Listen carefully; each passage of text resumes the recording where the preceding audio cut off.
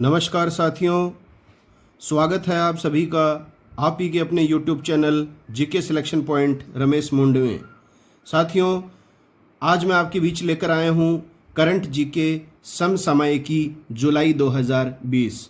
जुलाई 2020 में जितनी भी राष्ट्रीय तथा अंतर्राष्ट्रीय स्तर पर घटनाएं घटित हुई हैं, उन सब का लेखा जोखा मैं आपके बीच मात्र 60 प्रश्नों के माध्यम से व्याख्या सहित प्रस्तुत करूंगा। अगर वीडियो पसंद आए तो इसे अवश्य लाइक कीजिएगा, अधिक से अधिक अपने साथियों में सोशल मीडिया के थ्रू इसका प्रचार प्रसार कीजिएगा, शेयर कीजिएगा और यदि चैनल पर नए हैं तो चैनल को सब्सक्राइब करिएगा, बेल आइकन को ज़रूर दबाइएगा ताकि मेरे द्वारा हर बुधवार तथा शनिवार को प्रातः 9 बजे प्रदर्शित किया जाने वाला वीडियो का नोटिफिकेशन आप तक सबसे पहले पहुंच सके। तो शुरू करते हैं आज की वीडियो समसामयिकी करंट जीके जुलाई 2020।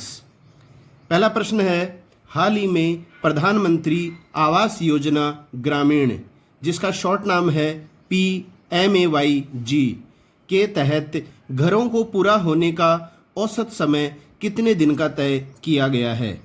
तो प्रधानमंत्री आवास योजना ग्रामीण के तहत घरों को पूरा होने का औसत समय जो हाल ही में तय किया गया है वो है 114 दिन। वेरी इंपॉर्टेंट क्वेश्चन है। गरीबों को आवास उपलब्ध कराने हेतु 20 नवंबर 2016 को प्रधानमंत्री नरेंद्र मोदी ने इस योजना को शुरू किया था। इसका लक्ष्य देखिए साथियों, वर्ष 2022 तक गरीबों को घर बनाकर देना। पहले इस योजना के तहत घरों को बनाए जाने का औसत समय 314 दिन था, परंतु अब इसे घटाकर 114 दिन कर दिया गया है। तो आपको इस योजना के बारे में ये पता होना चाहिए कि योजना कब प्रारंभ की गई थी, इसका लक्ष्य क्या है और पहले इस योजना के तहत औसत समय कितना निर्धारित था और अब इसे घटाकर कितना दिन कर दिया गया है। और वर्तमान में आवास व शहरी मामलों के जो मंत्री हैं वो हैं हरदीप सिंह पुरी। अगला प्रश्न है, हाल ही में स्वास्थ्य मंत्रालय के नए सचिव के रूप में किसे नियुक्त किया गया है? तो स्वास्थ्य मंत्रालय का नया सचिव बनाया गया है राजेश भूषण को। इसके अलावा देखिए साथियों, कुछ और सचिव भी हाल ही में नियुक्त किए गए हैं, वो भी मैं आपको इस प्रश्न के साथ ही बता रहा हूँ। पहला है Arvind Kumar Sharma.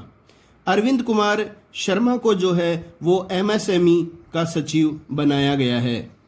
Micro and small medium enterprises के सचिव बनाए गए हैं अरविंद कुमार शर्मा। अगला है गिरधर अरमाने। गिरधर अरमाने को परिवहन व राजमार्ग मंत्रालय में सचिव बनाया गया है। तीसरा है अजय भूषण पांडे, ये हाल ही में वित्त सचिव बनाए गए हैं। अगला प्रश्न है, हाल ही में अंतर्राष्ट्रीय ओलंपिक समिति के उपाध्यक्ष के रूप में किसे नियुक्त किया गया है? तो IOC इंटरनेशनल ओलंपिक समिति के हाल ही में उपाध्यक्ष जो हैं वो नियुक्त किए गए हैं अनीता डेफ्रेंटज।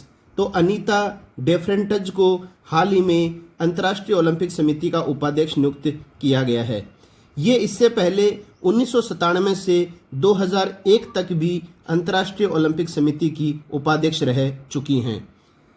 अब देखिए साथियों, IOC का मतलब होता है इंटरनेशनल ओलंपिक कमेटी या अंतर्राष्ट्रीय ओलंपिक समिति। इसके वर्तमान में प्रेसिडेंट हैं थॉमस बक। वेरी इंपॉर्टेंट है। इसके अलावा साथियों, अशोक लवासा, ये नाम आपको ध्यान में रखना है, ये हाल ही में एशियन डेवलपमेंट बैंक के उपाध्यक्ष बने हैं। इसके अलावा P प्रवीण सिद्धार्थ, ये आगामी परीक्षाओं में निश्चित रूप से पूछा जा सकता है। P प्रवीण सिद्धार्थ ये वर्तमान राष्ट्रपति रामनाथ कोविंद के निजी सचिव हाल ही में नियुक्त किए गए हैं।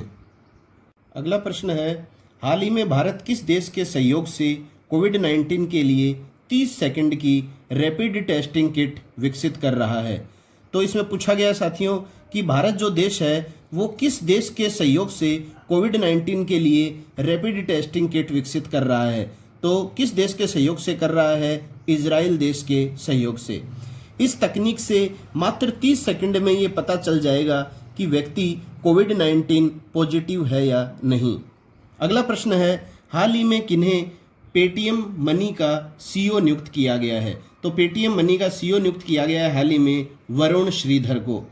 इसके अलावा साथियों राजेश भूषण जो हैं वो स्वास्थ्य मंत्रालय में सचिव बने हैं। पार्थ प्रीतम सेनगुप्ता ये इंडियन ओवरसीज बैंक के सीईओ बने हैं हाल ही में।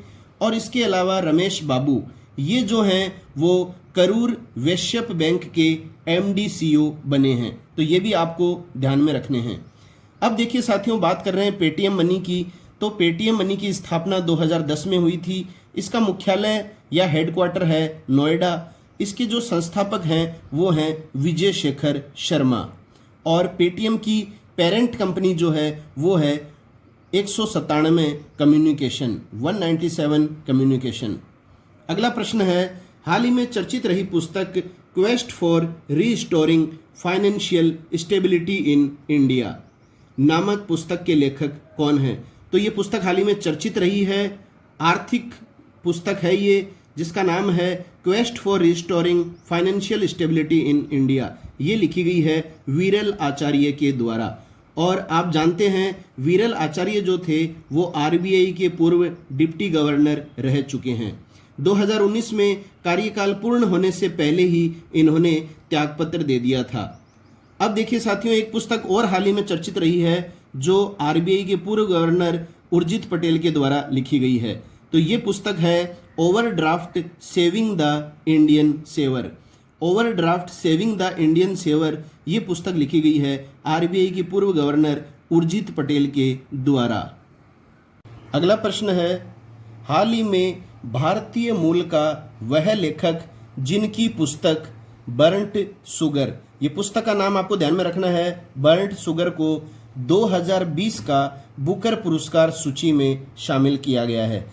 तो 2020 के लिए हाल ही में 13 लेखकों को जो है एक सूची में शामिल किया गया है। और इन 13 लेखकों में से किसी एक लेखक को जो है वो नवंबर 2020 में पुरस्कार मिलेगा, बुकर पुरस्कार। तो प्रश्न है साथियों भारतीय मूल का वो कौन सा लेखक है जो हाल ही में बुकर पुरस्कार 2020 की सूची में शामिल किया गया है और किस रचना के लिए? बर्न्ट शुगर के लिए। वेरी इंपॉर्टेंट क्वेश्चन है आगामी परीक्षाओं की दृष्टि से। तो इसका उत्तर आएगा अवनी दोषी। दुबई में निवास करने वाली भारतीय मूल की लेखिका हैं अवनी दोषी। इन्हें 13 लेखकों के साथ बुकर पुरस्कार के लिए शामिल किया गया है। इनमें से पुरस्कार किसे मिलेगा ये नवंबर 2020 में घोषित किया जाएगा। अब देखिए बात बुकर पुरस्कारों की चल रही है साथियों, तो कुछ जानकारियां और ले लीजिए आप। पिछले वर्ष 2019 का बुकर पुरस्कार विजेता जो था वो कौन था? तो 2019 में 2 व्यक्तियों को बुकर पुरस्कार दिया गया था। एक थे मार्गरेट एटवुड। मार्गरेट एटवुड को द टेस्टामेंट्स पुस्तक के लिए बुकर पुरस्कार दिया गया था। और एक जो है वो थी बर्नर डाइन एक्रिस्टो। तो बर्नर डाइन एक्रिस्टो जो हैं ये पहली अश्वेत महिला थी जिन्होंने बुकर पुरस्कार जीता है। तो ये इंपॉर्टेंट क्वेश्चन बन सकता है, पहली अश्वेत महिला जिन्होंने बुकर जीता वो कौन है? बर्नर डाइन एक्रिस्टो। और किस पुस्तक के लिए मिला है इन्हें बुकर पुरस्कार 2019? पुस्तक का नाम है गर्ल वुमेन अदर। अब देखिए साथियों बुकर पुरस्कार जो है वो प्रत्येक वर्ष वितरित किया जाता है। एक व्यक्ति को वितरित किए जाने का प्रावधान किया गया था इसके तहत, लेकिन पहली बार 2019 में ये 2 व्यक्तियों को मिला है। अब देखिए मान बुकर पुरस्कार 2019 विजेता। ये तो बुकर पुरस्कार की बात की थी अपन ने जो मार्गरेट एटवुड और बर्नर डाइन एक्रिस्टो को मिला है।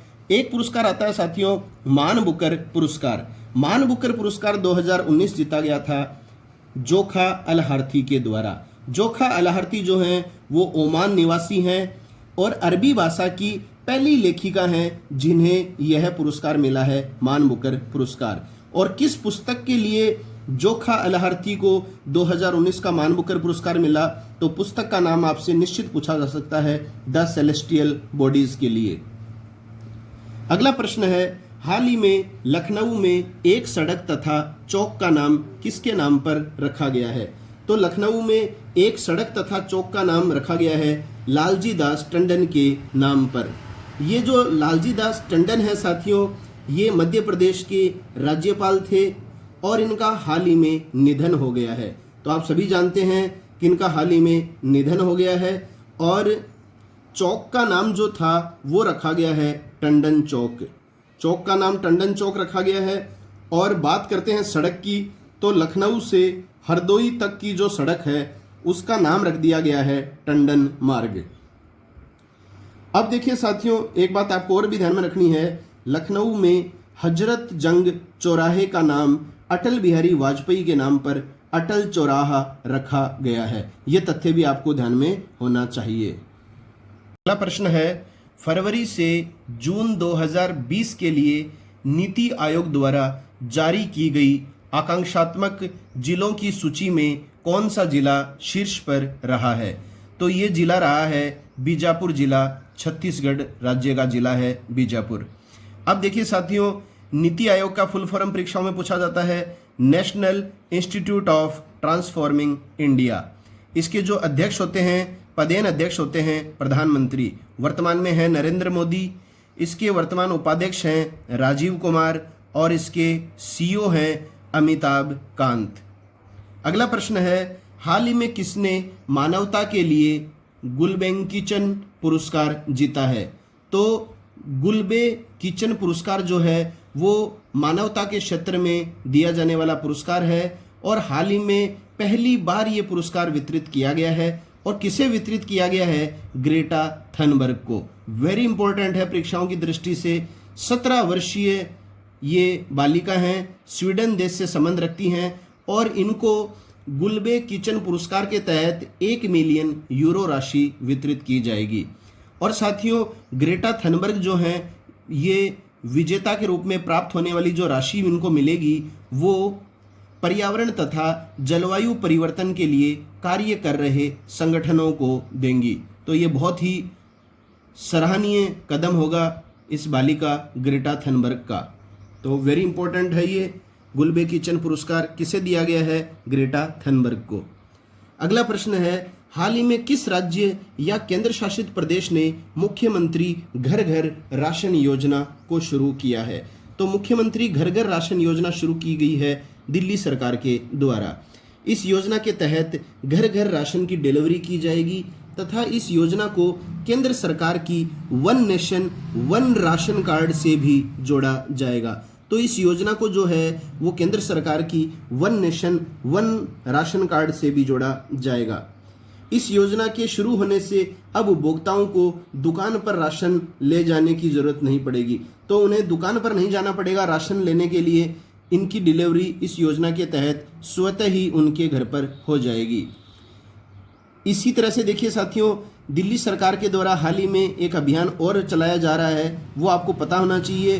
दिल्ली में ही 10 जुलाई से 26 जुलाई तक पौधे लगाओ पर्यावरण बचाओ अभियान भी चल रहा है। वेरी इंपॉर्टेंट तथ्य है ये। किस राज्य सरकार के द्वारा हाल ही में चलाया गया अभियान है पौधे लगाओ पर्यावरण बचाओ? दिल्ली सरकार।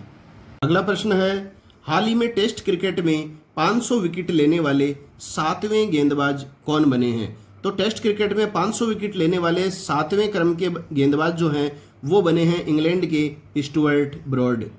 हाल ही में वेस्ट इंडीज और इंग्लैंड के मध्य जो टेस्ट मैचों की जो श्रृंखला चल रही है उसी के दौरान तीसरे टेस्ट मैच मैनचेस्टर में 5वें दिन यह मुकाम स्टुअर्ट ब्रॉड ने प्राप्त किया है।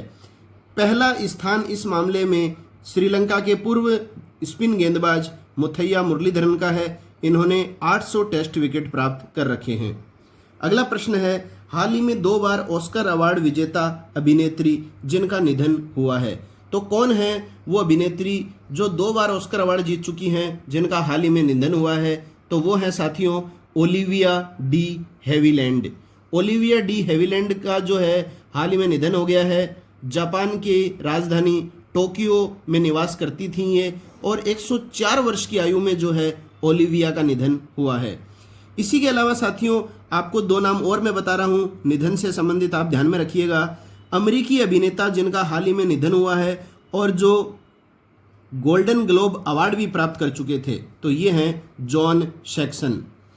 इसके अलावा साथियों पी अच्युता राव का भी हाल ही में निधन हो गया है। ये प्रसिद्ध बाल कल्याण अभिकर्ता थे और ये जो हैं इन्होंने बाल कल्याण के क्षेत्र में बहुत सारी उपलब्धियां कायम की हैं। तो ये दोनों जो नाम हैं जॉन सैक्सन और पी अच्युता राव, ये भी आप ध्यान में रखिएगा। साथियों अगर जानकारियां पसंद आ रही हैं तो चैनल को लाइक, शेयर और सब्सक्राइब जरूर कीजिएगा। हाल ही में किस देश के लोगों को सबसे अधिक संख्या में ऑस्ट्रेलियाई नागरिकता प्रदान की गई है? तो भारत देश के लोगों को प्रदान की गई है हाल ही में ऑस्ट्रेलियाई नागरिकता सबसे अधिक। 2 लाख कुल लोगों में से 38,000 भारतीय हैं जिन्हें ऑस्ट्रेलिया देश की नागरिकता हाल ही में प्राप्त हुई है। नागरिकता प्राप्त देशों का जो क्रम है वो है भारत, यूके, चीन तथा पाकिस्तान। अगला प्रश्न है, हाल ही में चर्चित रहा उपन्यास द एंड गेम किसके द्वारा लिखा गया है? तो द एंड गेम जो उपन्यास है वो लिखा गया है एस हुसैन जैदी के द्वारा। ये ध्यान में रखिएगा, एस हुसैन जैदी के द्वारा लिखा गया उपन्यास है द एंड गेम।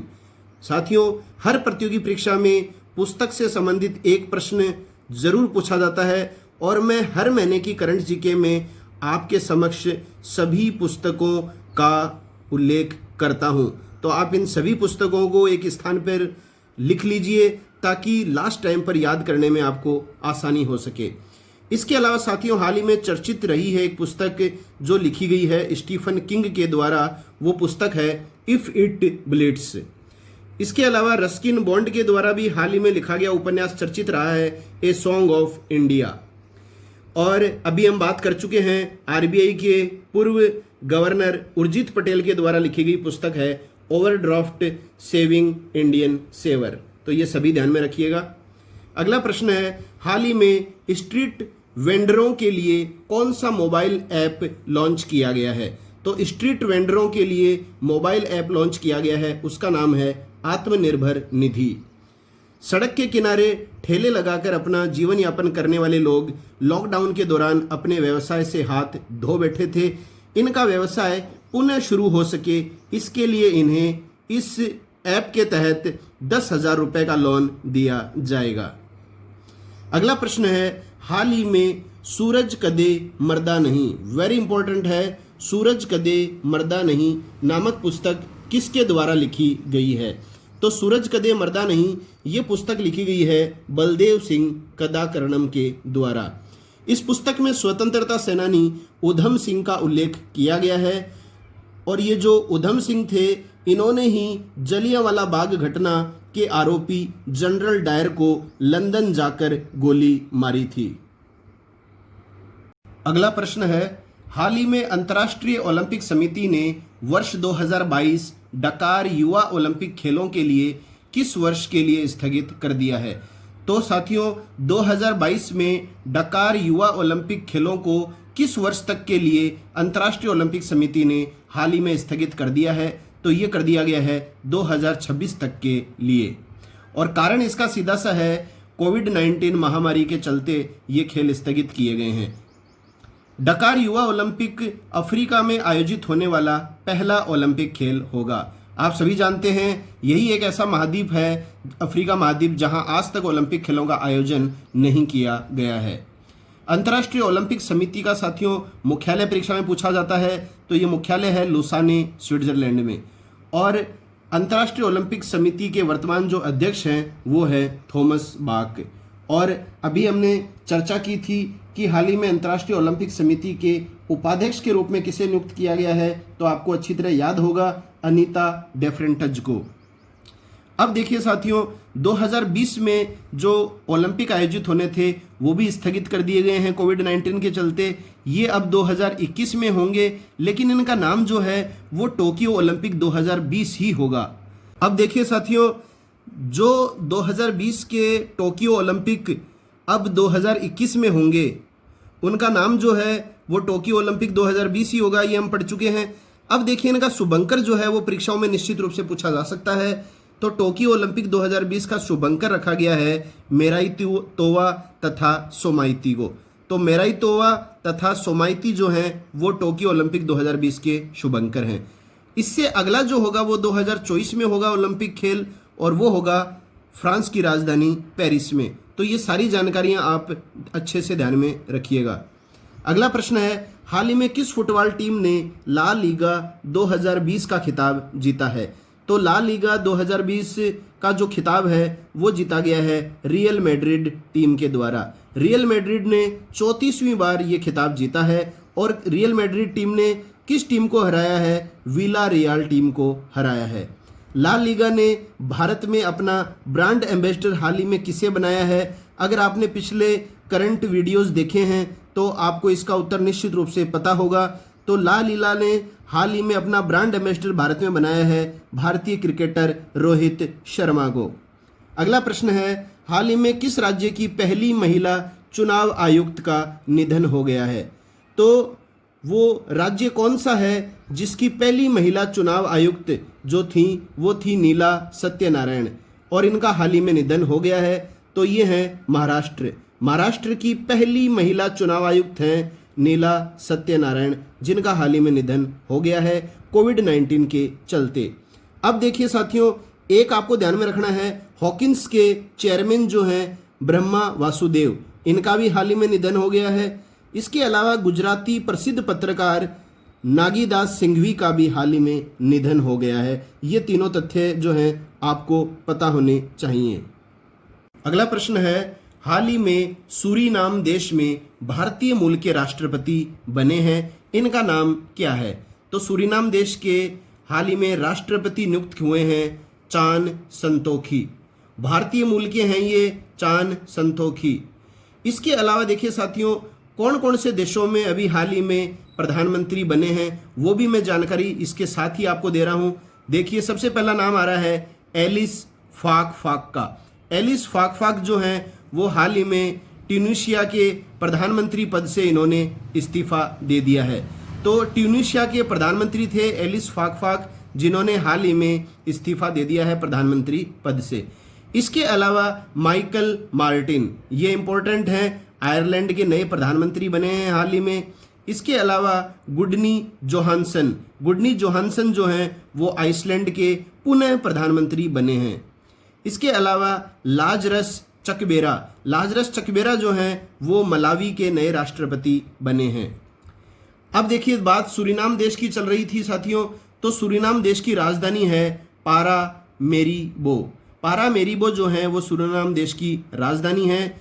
एक दो तथ्य और आपको ध्यान में रखने हैं, वो हैं आंद्रेज दुदा जो हैं वो पोलैंड देश के पुनः राष्ट्रपति बने हैं। इसके अलावा फ्रांस के नए प्रधानमंत्री जो हाल ही में बने हैं वो बने हैं जीन कैस्टेक्स। तो जीन कैस्टेक्स बने हैं फ्रांस के नए प्रधानमंत्री। साथियों, एक ही प्रश्न के माध्यम से मैंने कई तथ्यों को आपके बीच प्रस्तुत किया है और ये सारी की सारी जो नियुक्तियां हुई हैं वो अभी हुई हैं जस्ट।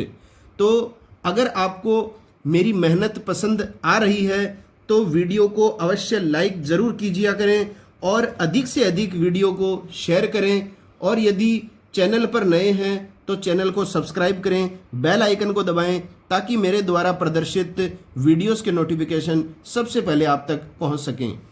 अगला प्रश्न है, हाल ही में किस राज्य सरकार ने गुमशुदा बच्चों का पता लगाने के लिए ऑपरेशन मुस्कान शुरू किया है?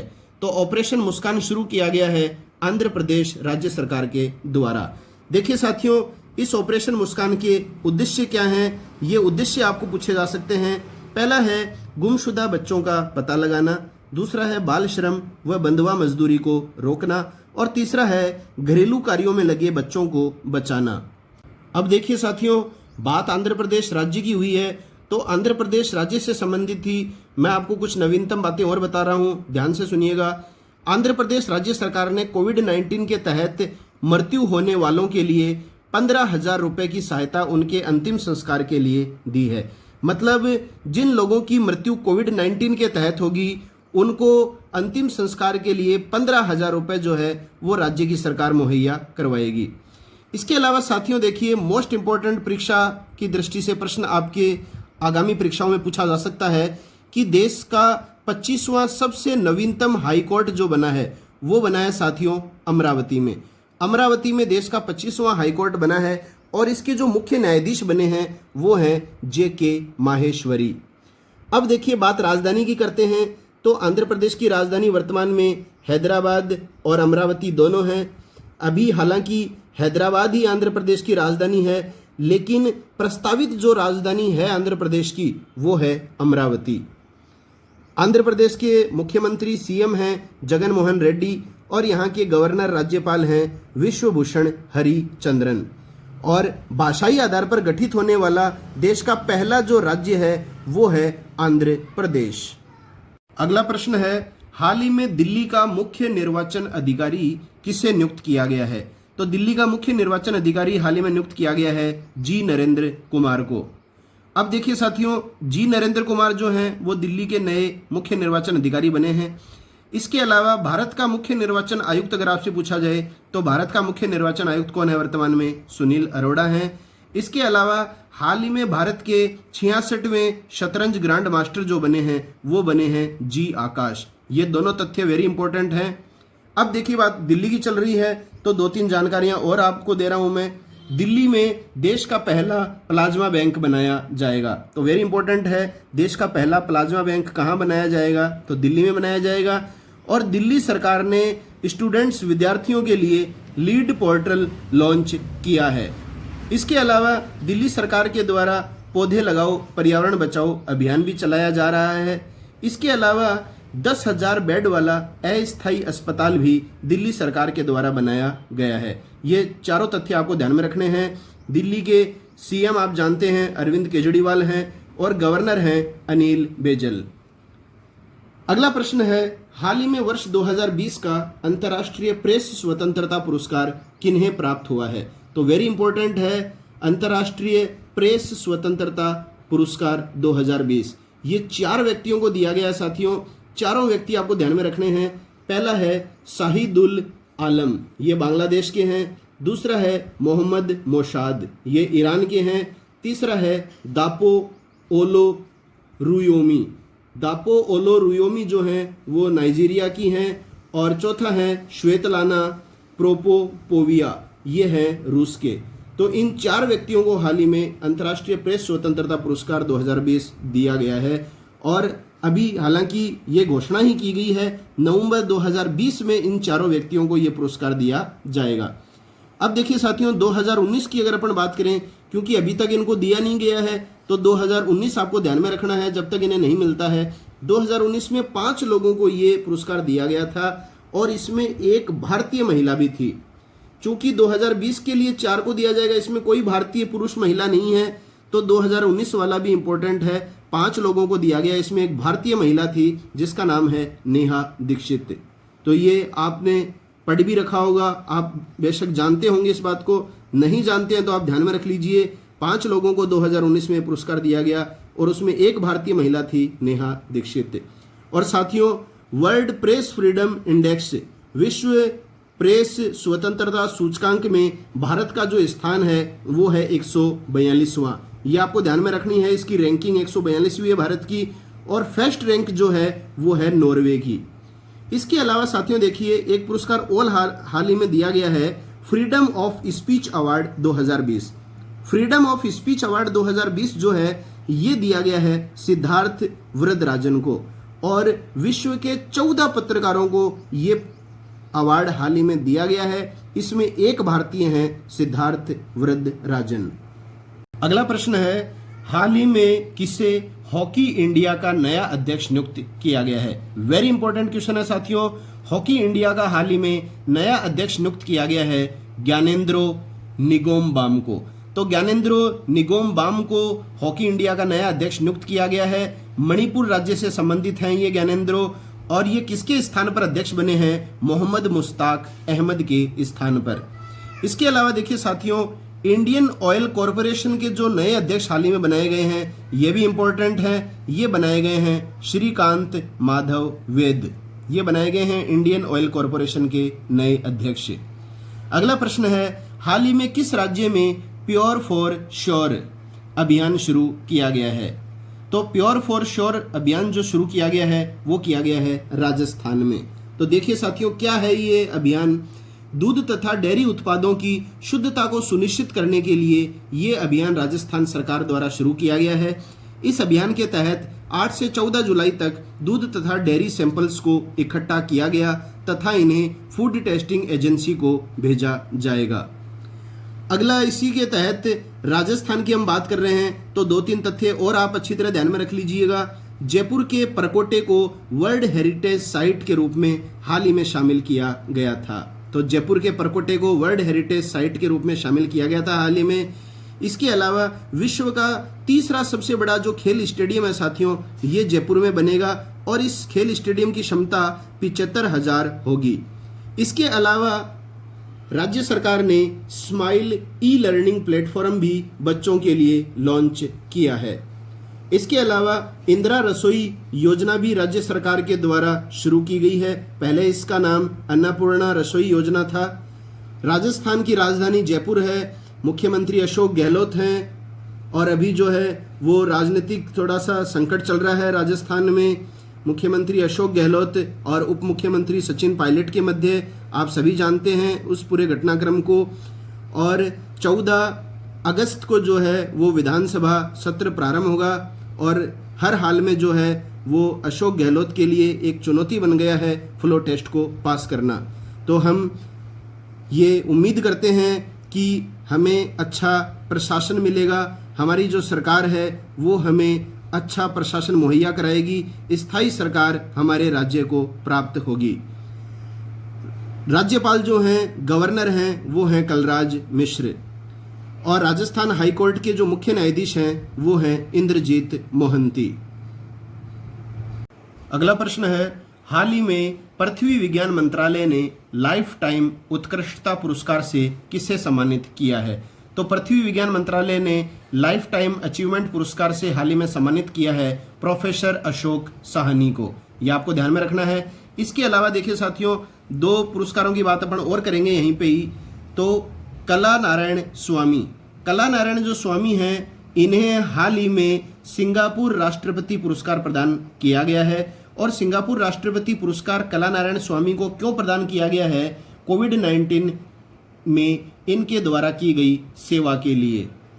इसके अलावा कृतिका पांडे का नाम आपको ध्यान में रखना है। इनको हाल ही में कॉमनवेल्थ शॉर्ट स्टोरी अवार्ड मिला है। अगला प्रश्न है, हाल ही में किस देश ने अपना पहला मार्स या मंगल मिशन होप लॉन्च किया है? तो मार्स मिशन होप किस देश के द्वारा लॉन्च किया गया है? ये किया गया है यूएई देश या संयुक्त अरब अमीरात के द्वारा। इस मिशन को जापान के तनेगाशिमा स्पेस सेंटर से लॉन्च किया जाएगा। अगला प्रश्न है, हाल ही में किस बैंक ने फेस मास्क तथा सैनिटाइजर वितरित करने के लिए एक देशव्यापी अभियान शुरू किया है? तो वो कौन सा बैंक है? पंजाब नेशनल बैंक है। ये कोविड-19 को फैलने से रोकने के लिए ये अभियान पीएनबी ने शुरू किया है और पीएनबी ने संपूर्ण देश के 662 जिलों में इस अभियान को शुरू किया है। अगला प्रश्न है, हाल ही में उग्रवाद के कारण किस राज्य या केंद्र शासित प्रदेश के पंचायत सदस्यों को मृत्यु के लिए 25 लाख रुपए का बीमा मिलेगा? तो सही उत्तर है जम्मू कश्मीर केंद्र शासित प्रदेश। निर्वाचित सदस्य लगातार आतंकवादियों के निशाने पर रहते हैं। ये बीमा इन निर्वाचित सदस्यों के परिवार के लिए लाभदायक रहेगा।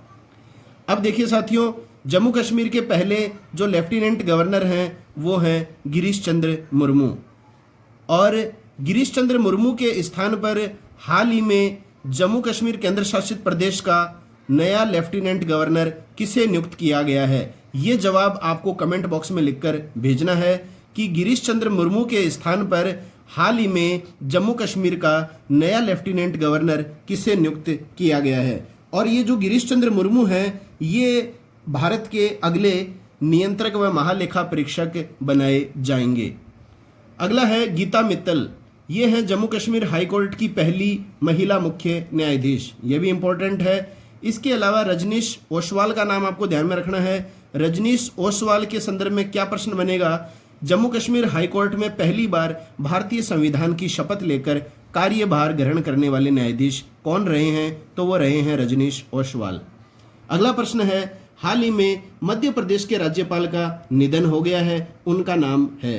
तो ये प्रश्न हम पहले पढ़ भी चुके हैं। मध्य प्रदेश के राज्यपाल जिनका हाल ही में निधन हुआ है वो है लालजी दास टंडन। और चौक और सड़क का नाम बदल दिया गया है, इनके नाम से रख दिया गया है, ये भी आपको ध्यान में होगा। ये लालजी दास टंडन जो है साथियों वो कुछ समय से अस्वस्थ थे और इनके स्थान पर मध्य प्रदेश के अतिरिक्त राज्यपाल का जो कार्यभार था वो उत्तर प्रदेश की राज्यपाल आनंदीबेन पटेल को सौंपा गया था। ये तथ्य भी आपको ध्यान में रखना है कि मध्य प्रदेश के राज्यपाल लालजी दास टंडन जब अस्वस्थ थे तो इनके स्थान पर मध्य प्रदेश के अतिरिक्त राज्यपाल का कार्यभार किसको सौंपा गया था? वर्तमान उत्तर प्रदेश की राज्यपाल आनंदीबेन पटेल को।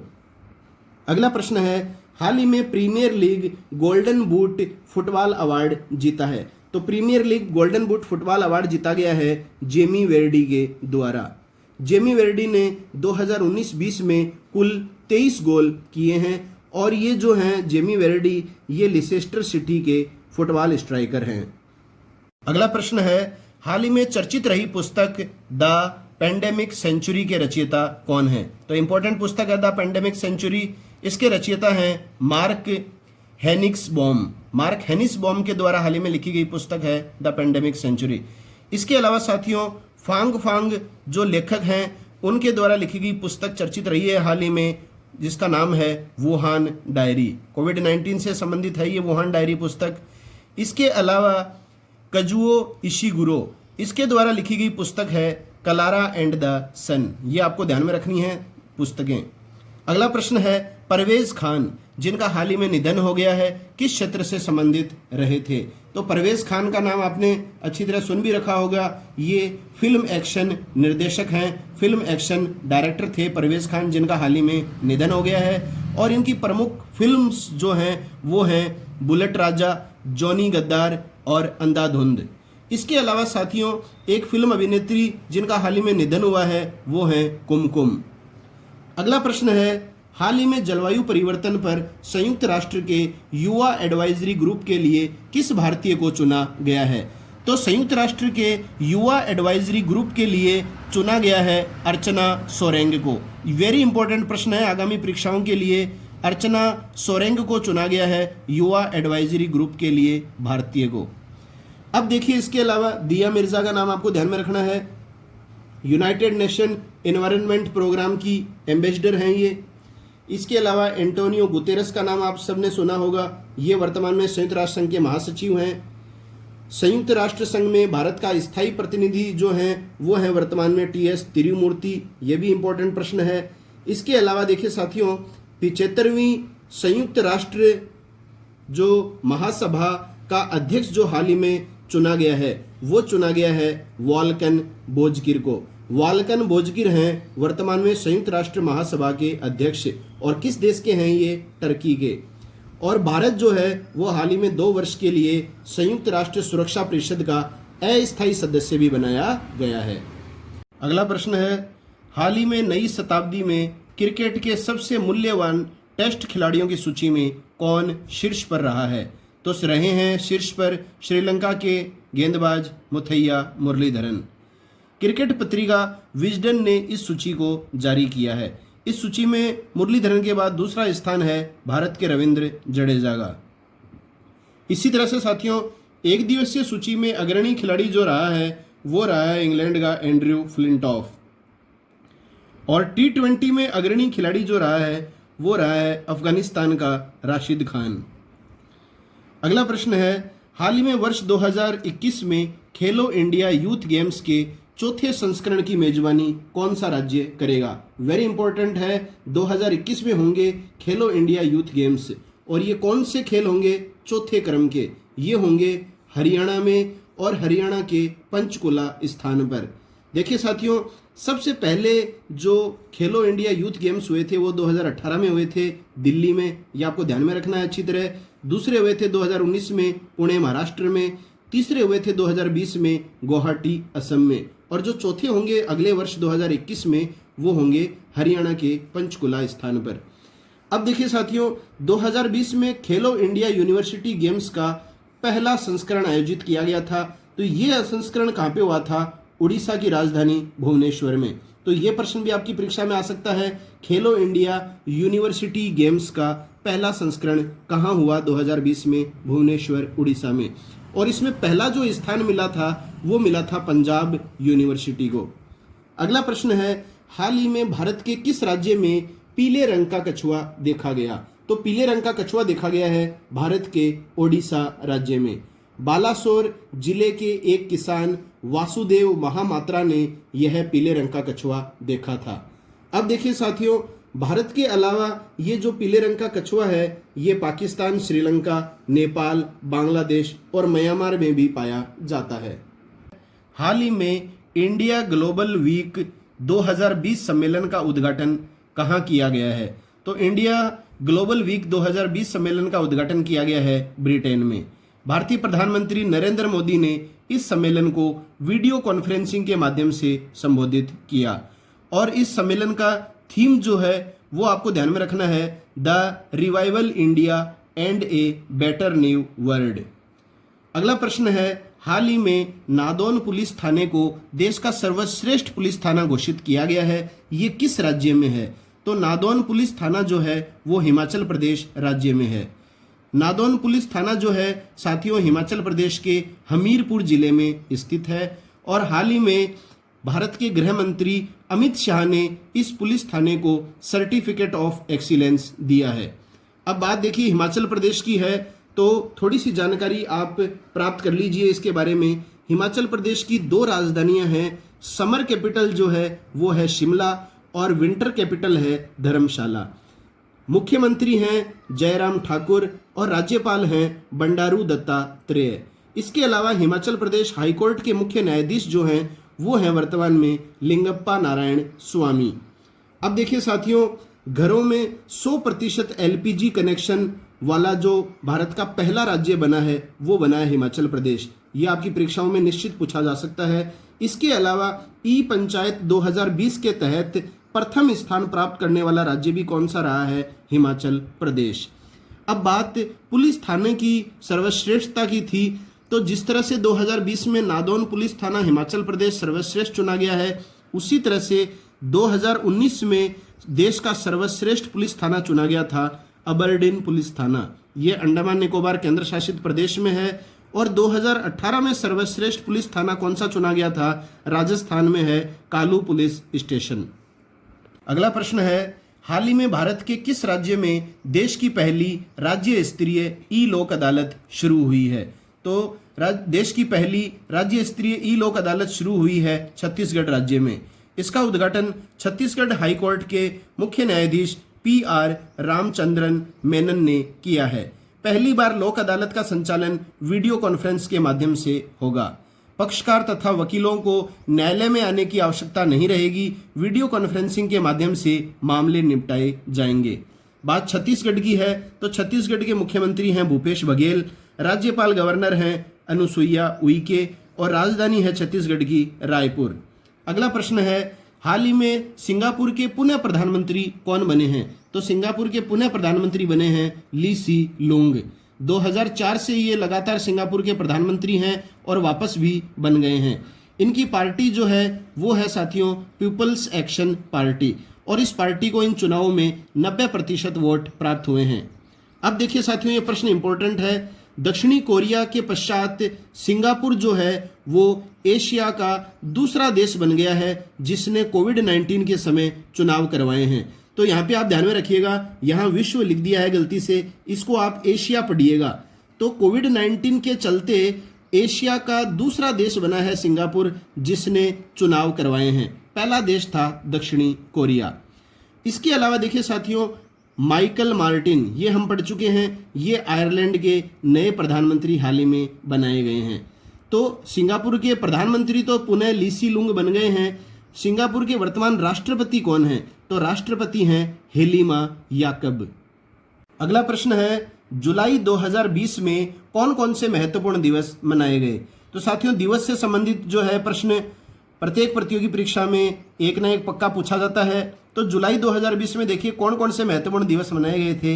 1 जुलाई को मनाया गया था नेशनल डॉक्टर्स डे।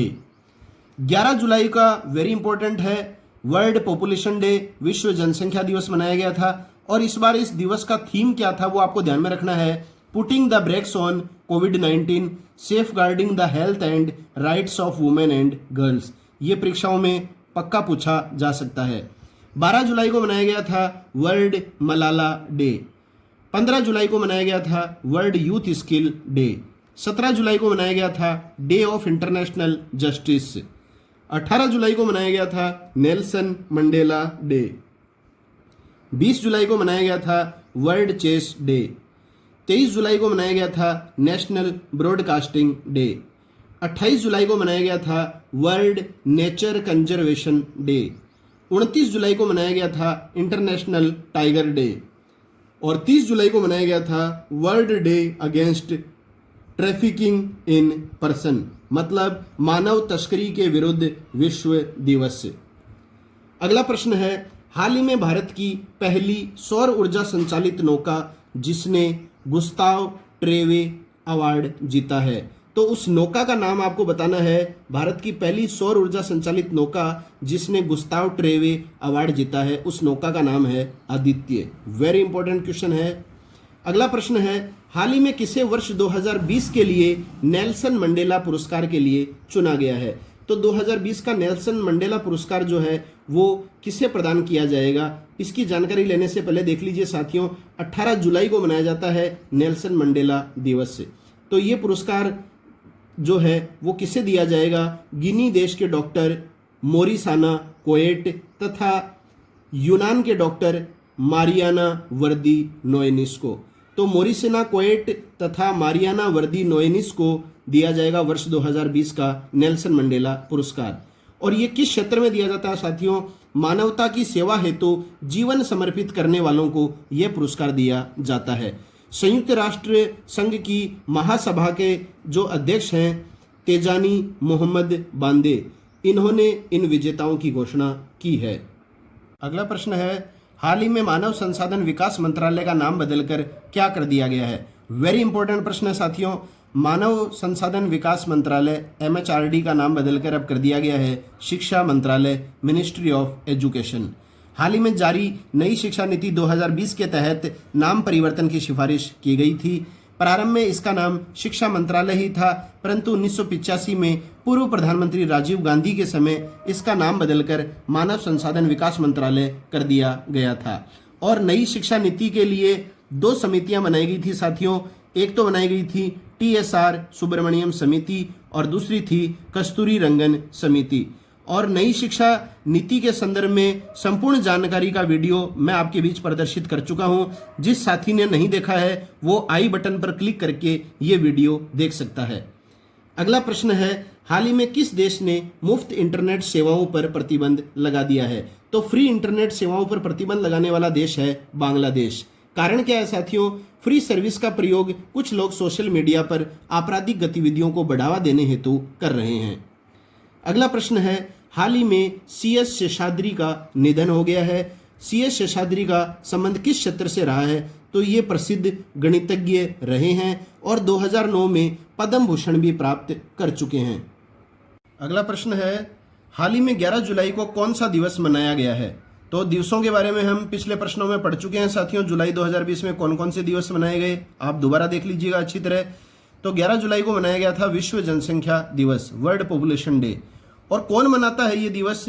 ये दिवस मनाया जाता है UNDP के द्वारा, यूनाइटेड नेशन डेवलपमेंट प्रोग्राम के द्वारा। और वर्ष 2020 में जो ये दिवस मनाया गया, इसकी थीम भी मैंने आपको बताई थी अभी। तो इसकी थीम इंपॉर्टेंट है, पुटिंग द ब्रेक्स ऑन कोविड-19, safeguarding health and right of women and girls. अगला प्रश्न है, हाल ही में किस देश में 2018 में बाघों पर किए गए सर्वे को गिनीज वर्ल्ड रिकॉर्ड में दर्ज कर दिया गया था? तो हाल ही में जो एक सर्वे कराया गया था भारत में, जो सर्वाधिक क्षेत्रफल में किया गया अब तक का दुनिया का सबसे बड़ा बाघ सर्वे माना गया है। तो कौन सा देश है जिसमें 2018 में बाघों पर किए गए सर्वे को गिनीज वर्ल्ड रिकॉर्ड में दर्ज किया गया है? तो वो है भारत देश। 1,21,337 वर्ग किलोमीटर क्षेत्र में भारत में किया गया बाघों का सर्वे दुनिया का अब तक के लिए किया गया सबसे बड़ा सर्वे रहा है। अतः इस सर्वे को गिनीज वर्ल्ड रिकॉर्ड में शामिल किया गया है। अब देखिए साथियों, इससे संबंधित प्रश्न आपको परीक्षाओं में पूछे जाएंगे। इस गणना के तहत देश में बाघों की कुल संख्या कितनी रही है? 2,967 रही है। तो 2,967 जो है वो वर्तमान में बाघों की कुल संख्या इस सर्वे के तहत गणना में लाई गई है। और सर्वाधिक बाघों वाला जो राज्य अगर आपसे पूछा जाए तो मध्य प्रदेश है और दूसरे स्थान पर राज्य है कर्नाटक। अब देखिए साथियों, बाघों की संख्या को दुगुना करने का लक्ष्य 2022 रखा गया था। यह भी आपको ध्यान में रखना है कि बाघों की संख्या को दुगुना करने का लक्ष्य कौन से वर्ष रखा गया था, 2022 रखा गया था, परंतु भारत ने पहले ही इस संख्या को दुगुना कर लिया है। तो भारत के द्वारा जो ये लक्ष्य रखा गया था बाघों को दुगुना करने का, ये लक्ष्य 2022 तक पूरे करने का टारगेट रखा गया था, लेकिन ये टारगेट जो है वो वर्ष 2020 में ही पूरा हो गया है। बाघों की संख्या को दुगुना करने वाला विश्व का पहला जो देश है साथियों, वो भारत नहीं है, याद रखना है आपको, ये नेपाल देश है। प्रश्न है, हाल ही में गूगल ने गूगल प्लस को किस नाम से रीलॉन्च किया है? तो गूगल ने गूगल प्लस को गूगल करंट्स के नाम से रीलॉन्च किया है। गूगल करंट एक ऐसा प्लेटफॉर्म है जो यूजर्स को कनेक्ट करने, डॉक्यूमेंट्स को एक्सचेंज करने तथा विभिन्न संगठनों की जानकारी प्रदान करने में उपयोगकर्ता को सक्षम बनाता है। गूगल की स्थापना हुई थी साथियों 4 सितंबर 1998 को। इसका मुख्यालय हेडक्वार्टर है कैलिफोर्निया अमेरिका में और इसके वर्तमान सीईओ जो हैं वो हैं सुंदर पिचाई। और गूगल के संस्थापक 2 व्यक्ति हैं, लैरी पेज और सर्जे ब्रिन। अगला प्रश्न है, हाल ही में दलाई लामा की आत्मकथा को किसने लिखा है? तो दलाई लामा की आत्मकथा हाल ही में लिखी गई है तेंजिंग गए टेथोंग के द्वारा। तो तेंजिंग गए टेथोंग ने दलाई लामा की आत्मकथा को लिखा है। और इस आत्मकथा का नाम क्या है, पुस्तक का नाम क्या है? His holiness the 14th Dalai Lama and illustrated biography. ये पुस्तक का नाम आपको ध्यान में रखना है, पूछी जा सकती है।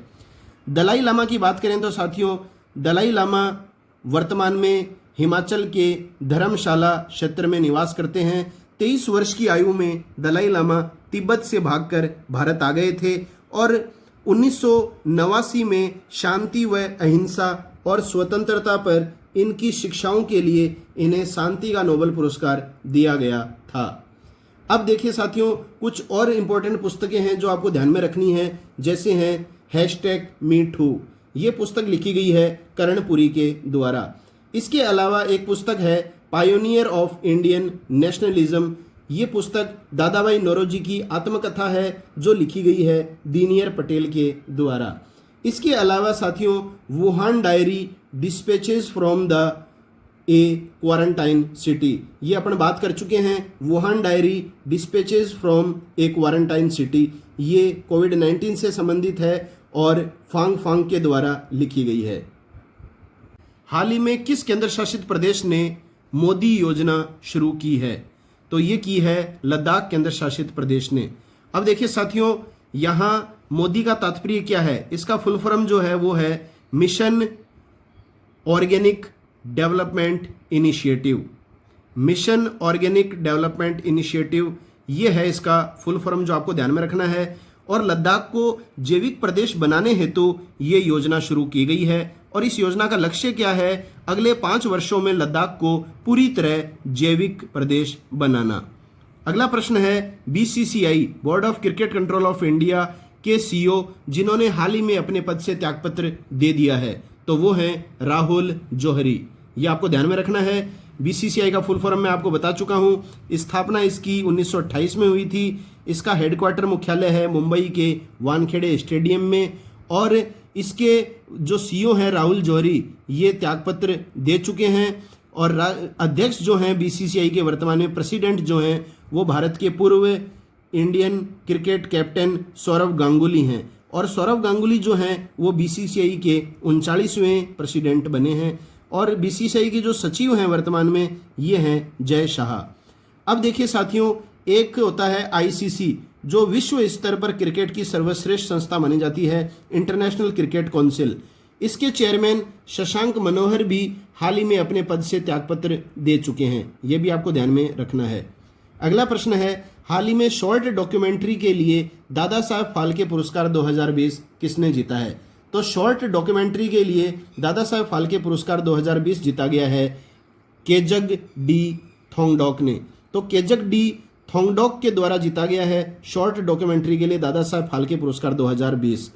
तो ये जो केजगडी थोंगडोक हैं, ये अरुणाचल प्रदेश के फिल्म निर्माता हैं और इन्हें कौन सी शॉर्ट डॉक्यूमेंट्री फिल्म के लिए पुरस्कार दिया गया है? तो उस शॉर्ट डॉक्यूमेंट्री फिल्म का नाम है ची लुको के लिए। प्रश्न है, हाल ही में भारतीय नौसेना नेवी का कौन सा अभियान पूरा हो चुका है? तो भारतीय नौसेना का कौन सा अभियान पूरा हो चुका है? तो अभियान का नाम है समुद्र सेतु। देखिए साथियों, ये जो समुद्र सेतु अभियान था, ये भारतीय नौसेना ने शुरू किया था 5 मई 2020 को। भारतीयों को समुद्री रास्ते से अपने देश में वापस लाने हेतु ये अभियान भारतीय नौसेना ने शुरू किया था और 3,992 भारतीय सैनिकों को इस अभियान के तहत भारत लाया गया है। अब देखिए, इस अभियान में प्रयुक्त होने वाले 2 जहाज़ों का नाम जो है वो आपको ध्यान में रखना है। वो जहाज़ हैं जलस्वा जहाज और मगर जहाज। ये परीक्षा की दृष्टि से इम्पोर्टेंट है। इसके अलावा साथियों, ऑपरेशन संजीवनी ये हाल ही में भारतीय वायुसेना के द्वारा शुरू किया गया था। मालदीव देश तक आवश्यक दवाइयों को पहुंचाने हेतु भारतीय वायुसेना ने ऑपरेशन संजीवनी चलाया था।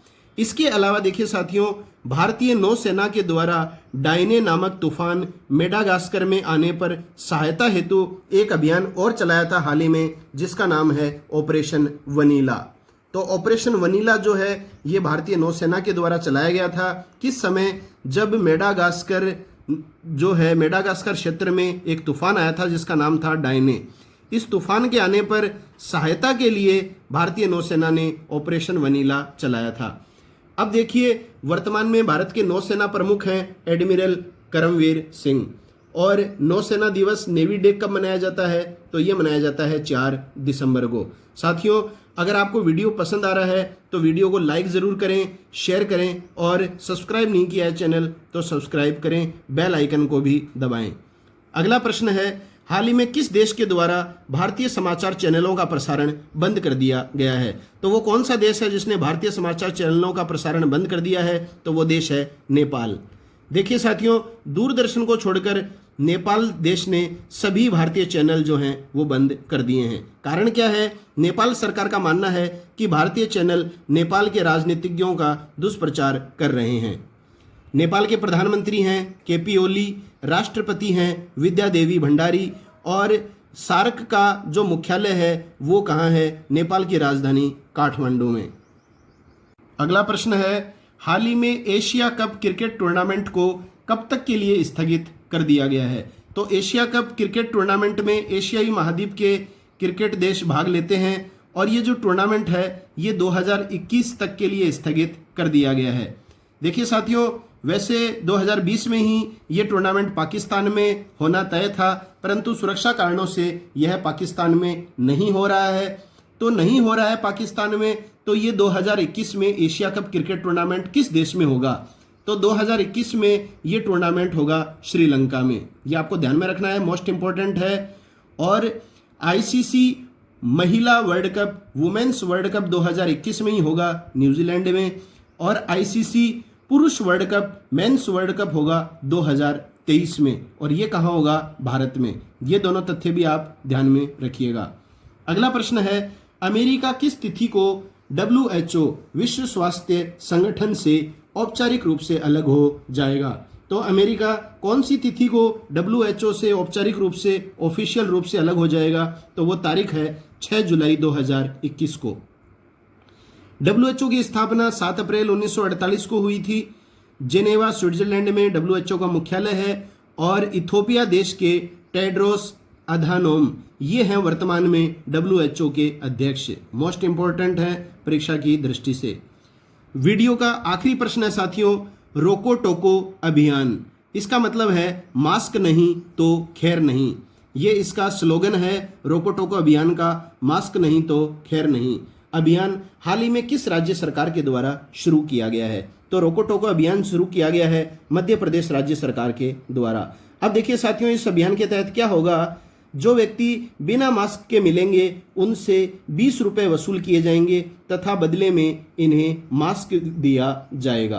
तो ये है साथियों आज की वीडियो जिसमें हमने संपूर्ण जुलाई 2020 की समसामयिकी से संबंधित तथ्यों को कवर करने का प्रयास किया है। साथियों, अगर वीडियो आपको पसंद आया है तो वीडियो को लाइक ज़रूर करें, अधिक से अधिक अपने दोस्तों को सोशल मीडिया के द्वारा शेयर करें और चैनल को सब्सक्राइब नहीं किया है तो चैनल को सब्सक्राइब कर लें, बेल आइकन को ज़रूर दबा लें ताकि मेरे द्वारा हर बुधवार तथा शनिवार को प्रातः 9 बजे प्रदर्शित होने वाले वीडियोस के नोटिफिकेशन सबसे पहले आप तक पहुंच सकें। तो मिलते हैं नए वीडियो के साथ, तब तक के लिए जय हिंद, जय भारत, वंदे मातरम।